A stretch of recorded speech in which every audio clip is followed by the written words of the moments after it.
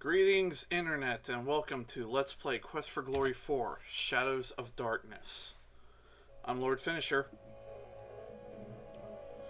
Now, because there's actually going to be an announcer and a lot of voice acting, I'm going to be quiet most of the time, so you're going to get used to me just being quiet. Joyous. Anyways, we are here in the distant, far-off land of Mordavia.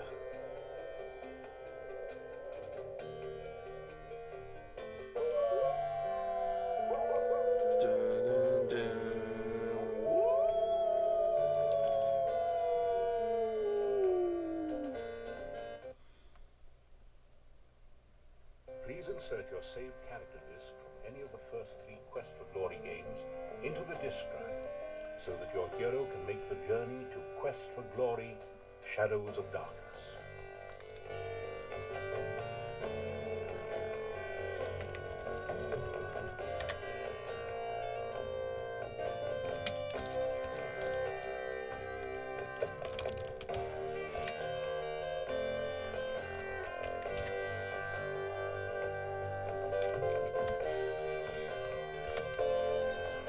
There we go. Your character has been successfully imported. Welcome to Shadows of Darkness. I would like to continue being a thief, please.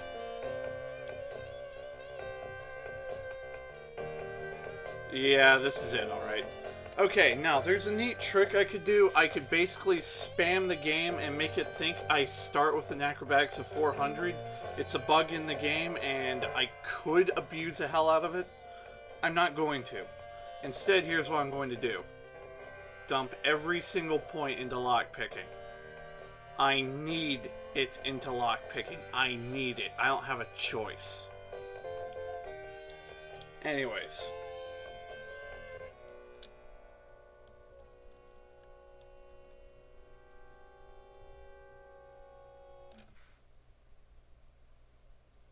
You awaken from nightmares of flying and falling. You find yourself in this strange place. The only illumination, an eerie green glow. You've lost your weapons and the contents of your backpack somewhere during the journey. All you have are the clothes and armor on your back. This leaves you with 4 burning questions. Where are you? How did you get here? Who brought you here? And how in blazes can you get out of here? No, make that 5 burning questions.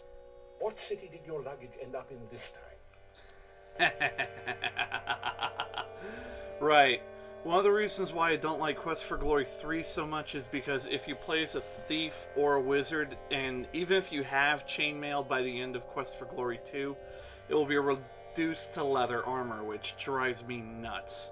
Fortunately, we should be getting a set of plate mail, so that won't be too big of an issue.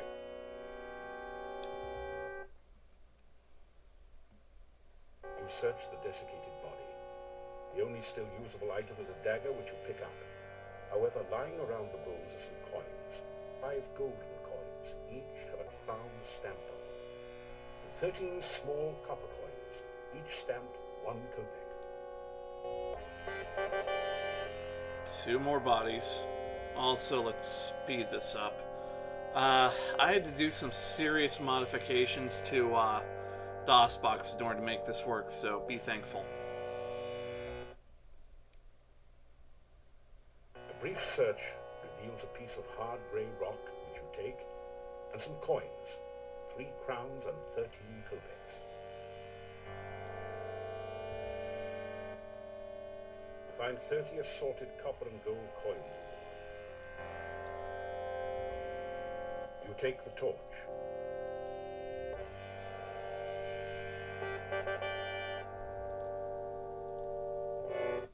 Your attacks have no effect on the door valve. You force the sphincter open with your dagger and pass through. You've made it into a large chamber. Stone valves, like the one you just passed through, apparently block 3 other passageways. There is a huge stone altar in the center of the room, and an exit to the south. Those scratches on the cave floor look deliberate. They must be a thief mark. It tells you there's an exit down to the south, which is, guess what, where we're going.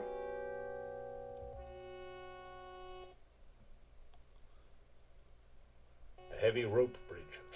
By the way, word of advice, do not get too close to the edge. You'll see why very soon.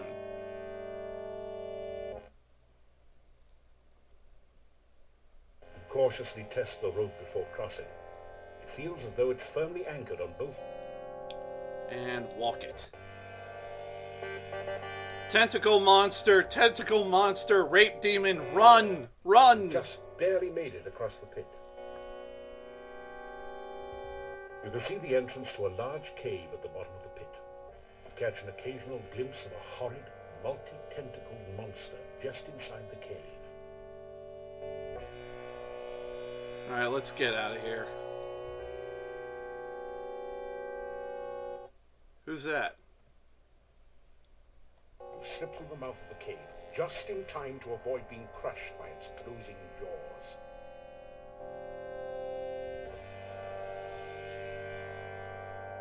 This is a bit loud.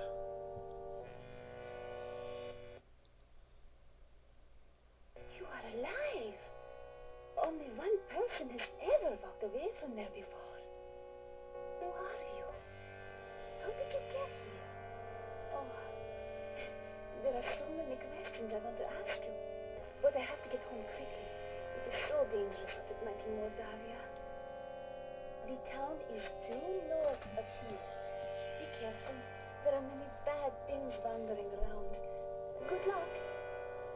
Oh, by the way, my name is Katrina. I hope we meet again sometime. Farewell. Nice. Just got into this land and we've already got a booty call. A six-pointed symbol seems to pulse with energy and comes loose in your hand when you touch it.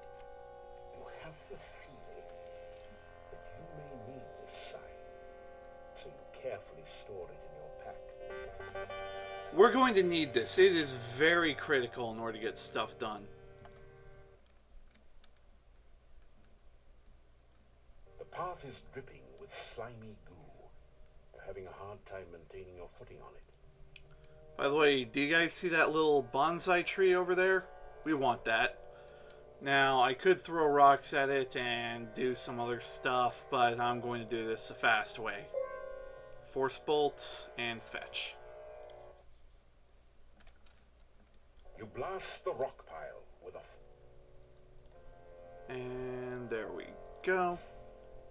Yoinkage. A magical lasso encircles the bonsai bush and gently draws it out of the grimy goo.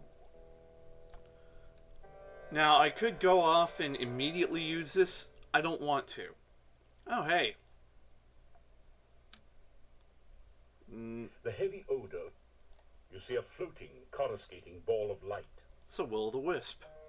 The decayed remains of a human arm claw at you as if to drag you down to share its doom.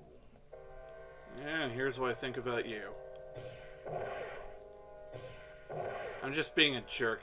That really does absolutely nothing.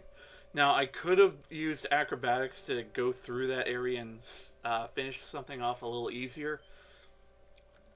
I mean, I have the high enough acrobatic skill to manage it. I just don't feel like it. I'd actually prefer to do it later.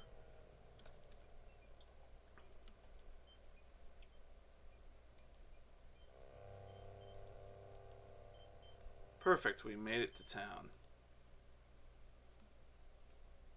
You find 5 crowns that someone hid in the hollow stump. They're covered with mold and dirt, and have obviously been long since... You take an ear of the corpse. Okay, I'm pretty sure this is supposed to be open, but... maybe I'm too fast? I don't know. Oh, screw it. Let's adventure around a bit. Don't go right here. Not when it's nighttime, for God's sake.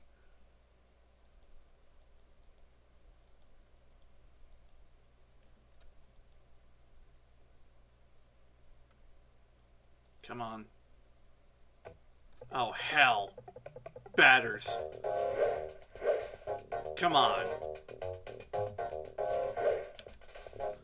Zap spell's my best friend, jerk-offs. Ha! You ain't poisoning me this time. I'm stronger than you, and you will never be able to beat me.